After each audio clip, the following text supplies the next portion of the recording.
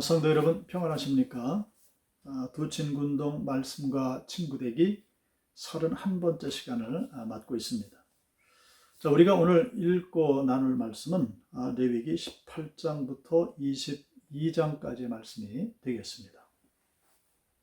자, 18장 말씀을 보면 거룩한 백성으로서 지켜야 될 성도덕 규례가 제시되고 있습니다.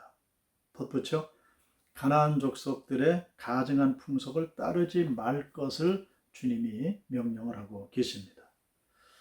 자, 이런 삶을 살아야 될 이유가 있겠지요. 그 이유는 다른 것이 아닙니다. 하나님이 거룩하심으로 말미암아 그의 백성된 자들도 거룩해야 한다 하는 그런 말씀이지요. 자, 첫 번째 규례는 부도덕한 성행위를 금하는 것이었습니다. 본장에 언급된 근친상간을 비롯해서 각종 가증스러운 성적 범죄들, 이런 것들은 사실은 인간의 존엄성을 파괴하는 거죠. 그리고 더 나아가 인간관계를 파괴하는 가증스러운 일들입니다. 이것은 당시의 우상 숭배와도 밀접한 관계가 있는 것이기 때문에 하나님께서는 엄격히 금하신 것이죠. 자, 19장을 넘어가면은 이 장에서는 하나님과 이웃을 사랑하는 법규들이 이제 소개되고 있고요. 나아가서 올바른 사회 생활을 위해서 서로 지켜야 될 제반 법규들이 소개가 되고 있습니다. 즉, 하나님께 대한 종교적 의무와 그 이웃에 대한 사랑의 의무, 그리고 영적 순결과 공정한 거래 등등을 지킬 의무에 대해서 폭넓게 거론되고 있습니다. 비록 사회적이고 그리고 윤리적인 규례라 할지라도 그것을 범하면은 종교적인 범죄가 된다 하는 겁니다. 왜냐하면 이스라엘 백성은 하나님을 중심으로 한 신앙 공동체이기 때문에 그런 것이죠. 물론 이러한 모든 법은 오늘날 우리에게도 그 법 정신으로 계승되어지고 있는 것이죠. 사회적이고 윤리적인 모든 규례들이라 할지라도 우리는 하나님의 백성들이기 때문에, 즉 하나님을 중심으로 한 신앙 공동체이기 때문에 어디서 무엇을 하든지 이렇게 모범적인 삶을 살아야 함을, 즉 거룩한 삶을 살아야 함을 말씀을 해 주시고 있습니다.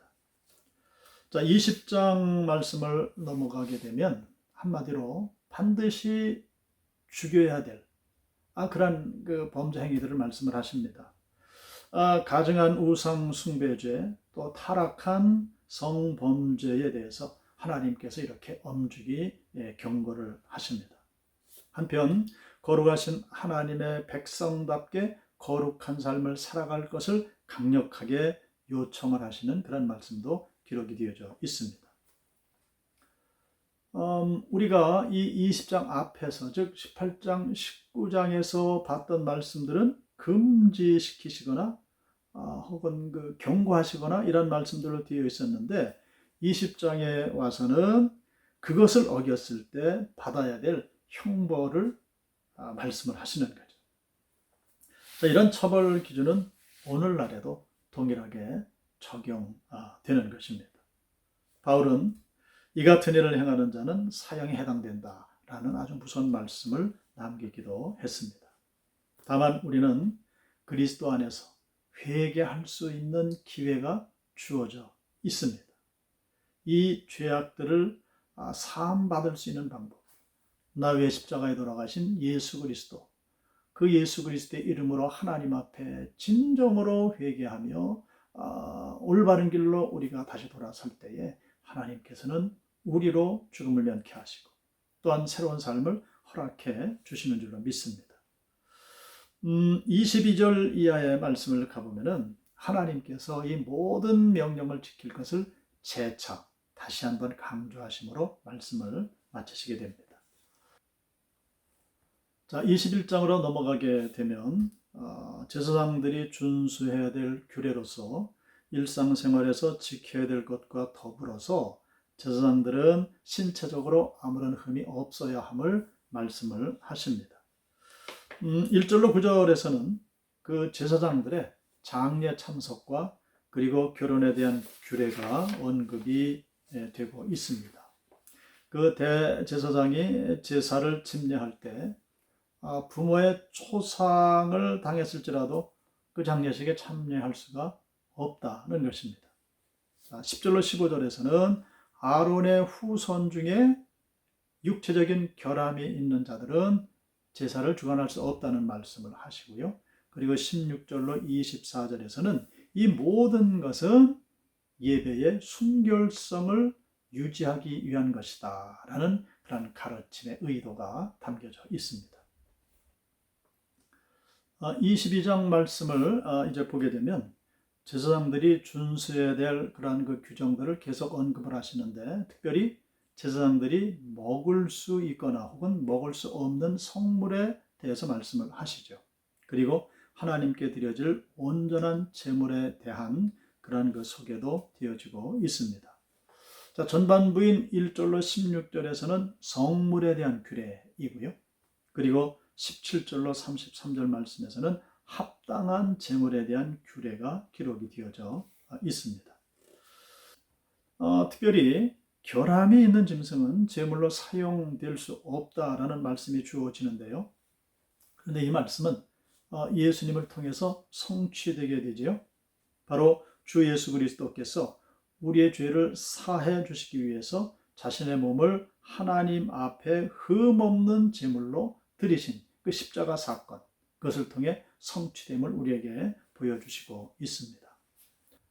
성도 여러분, 22장까지 말씀을 봤습니다마는 어떻게 이렇게 하나님께서 이스라엘 백성들에게 세세하게 아주 구체적으로 조목조목 짚어서 이렇게 규례를 주셨을까? 그 목적은 오직 한 가지라는 거죠.